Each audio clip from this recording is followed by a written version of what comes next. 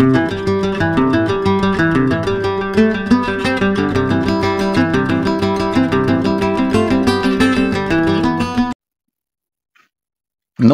पुन्हा एकदा तुमचं स्वागत आहे दीपक मामणी पॉडकास्ट मध्ये. मित्रांनो, आज एक रिव्ह्यू घेऊन आलो आहे नवीन चित्रपटाचा. मराठी चित्रपट आहे जिलबी. जिलबी जिलेबी नाही, जिलबी. स्वप्नील जोशी त्याच्यामध्ये प्रमुख भूमिकेमध्ये आहेत आणि स्वप्नील जोशींची भूमिका जी आहे ती एका इन्स्पेक्टरची आहे. हा चित्रपट गूढ आहे, रहस्यमय आहे, मर्डर मिस्ट्री आहे. थोडक्यात कथा सांगायची झालं तर आता ऍक्च्युली मर्डर मिस्ट्री किंवा सस्पेन्स चित्रपटाची कथा सांगू नये अशी प्रथा आहे, परंतु एक थोडीशी तुम्हाला हिंट देण्यासाठी स्टोरी सांगणं भाग आहे. तर चित्रपटाची कथा अशी आहे की स्वप्नील जोशी एक ऑफिसर आहे, पोलीस ऑफिसर आहे आणि त्याच्याकडे एक केस येते मर्डरची. तर आशुतोष नावाच्या व्यक्तीचा मर्डर झालेला असतो आणि त्या मर्डरचा तपास लावण्यासाठी ती केस त्याच्याकडे येते आणि याच्यामध्ये मग काही पात्र इन्क्लूड होतात. काही जणांवर संशय बळावतो. त्याच्यामध्ये प्रामुख्याने सुभेदार फॅमिली दाखवलेली आहे. ती सुभेदार फॅमिलीमध्ये प्रमुख जो आहे तो अर्थातच प्रसाद ओक आहे. त्याची पत्नी आहे ती शिवानी सुर्वेनी ती भूमिका निभावलेली आहे. आणखी एक पात्र त्याच्यामध्ये आहे सुभेदार यांचा भाऊ. तो कोण आहे ते तुम्हाला चित्रपटामध्ये कळेल. आणि त्याच्यानंतर आणखी एक पात्र त्याच्यामध्ये आहे पाटील नावाचं, ज्यांची भूमिका गणेश यादव यांनी निभावलेली आहे. तर अशी ही पात्र असतात, त्याच्यावर एकावर एक संशयाची सुई जात असते आणि इन्व्हेस्टिगेशन दरम्यान अशा काही घटना घडतात. तर त्याच्यामध्ये काय होतं की एका मर्डर पाठोपाठ दुसरा मर्डर, तिसरा मर्डर, जे गुड उकलण्यासाठी जातो तर दुसरं काहीतरी मर्डर होतो किंवा किडनॅपिंग होती. अशी मालिका चालू राहते मर्डर आणि किडनॅपिंगची.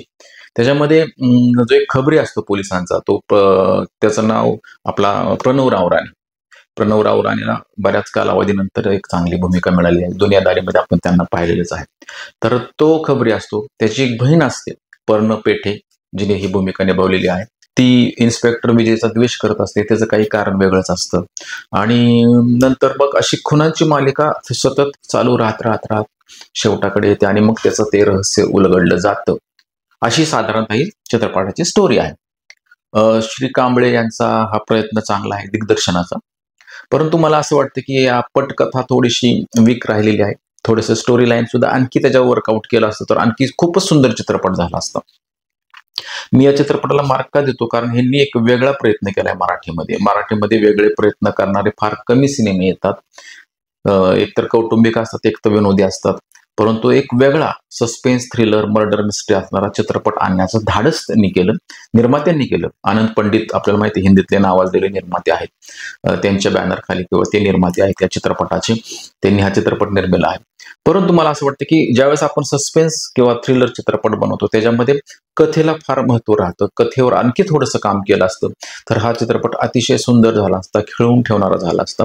परंतु काही कथेमधल्या त्रुटी, काही पटकथेतल्या त्रुटी याच्यामध्ये जाणवतात. त्याच्यामुळे काही ठिकाणी तो कंटाळवाणा झालेला आहे, काही ठिकाणी त्यातली मजा निघून जाते आणि कॅरेक्टर्स भरपूर खूपच घेतलेत. म्हणजे त्याच्यामुळे गोंधळ उडतो, म्हणजे दिग्दर्शकाचा पण उडालेला दिसतो आणि आपला पण उडालेला दिसतो, तो जो गोंधळ झालाय. त्याच्यामुळे जर काही कॅरेक्टर्स थोडी कमी असतील तरी हरकत नव्हती, परंतु ठीक आहे, एक प्रयत्न चांगला केलेला आहे आणि एक वेगळा चित्रपट देण्याचा प्रयत्न त्यांनी केलेला आहे. बॅकग्राऊंड म्युझिक आहे अमर मोहिलेंचं, खूपच सुंदर आहे. आपल्याला माहिती आहे अमर मोहिले हिंदीतले नावाजलेले बॅकग्राऊंड आणि म्युझिशियन्स आहेत.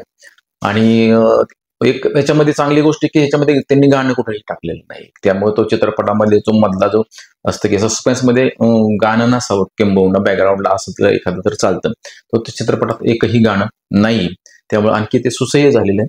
अजून काही थोडीशी तिची लांबी कमी करताना त्याच्यामध्ये त्या घटनांना थोडंसं पूरक नाही दिला असता तो चित्रपट आणखी सुंदर झाला असता. ठीक आहे, आपण मराठी चित्रपट आहे, आपण त्याला सपोर्ट केलाच पाहिजे. चांगली स्टारकास्ट आहे, अभिनय चांगले झालेले आहे, बाकीचं सगळं ठीक आहे. म्हणजे सिनेमॅटोग्राफी असेल, म्युझिक असेल, ह्या गोष्टी एडिटिंग असेल उत्तम झालेली आहे. पण मी म्हणलं ना की कथेमध्ये काही त्रुटी आहेत आणि पटकथेमध्ये थोड्याशा त्रुटी राहिलेल्या आहेत. त्यामुळे थोडासा त्याच्यावर मेहनत घेतली असते तर आणखी त्या चित्रपटाला 4 चांद लागले असते. म्हणून मला असं वाटतं की या चित्रपटाला मी देईल 2.5 स्टार. कारण 3 स्टार देत नाहीये मी, कारण मी म्हटलं ना की स्टोरी लाईन आणि याच्यामध्ये एक कमी जाणवते, त्यामुळे मी 2.5 स्टार देतो. तरी पण एक वेळ पाहायला काही हरकत नाही. चित्रपटगृहात जाऊन हा चित्रपट नक्की पहा आणि आपल्या कलाकारांना दाद द्या. धन्यवाद.